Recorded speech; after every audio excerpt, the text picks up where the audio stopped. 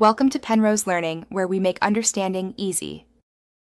In this video, I will explain how to remove Ford Ecosport wiper blades. First, gently lift the wiper arm away from the windshield until it locks into its upright position. This prevents it from snapping back. Next, locate the small release tab or button where the blade connects to the arm. Press this tab firmly to disengage the locking mechanism. Now, you can carefully slide the old blade off the wiper arm hook. Once the tab is pressed, you'll often need to rotate the blade 90 degrees from the arm.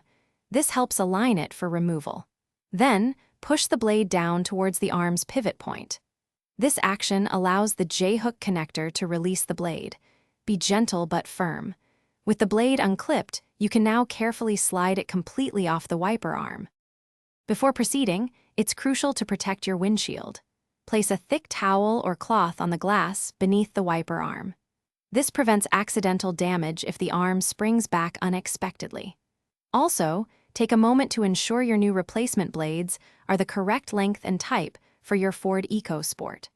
Always review the specific installation instructions provided with your new blades. Remember, never let the bare wiper arm snap back onto your windshield, as this can cause serious damage. Once the new blade is installed, gently lower the arm back onto the glass. Always confirm the new blade is securely locked in place before driving. Finally, test your new blades with windshield washer fluid to ensure they operate smoothly and clear your view effectively.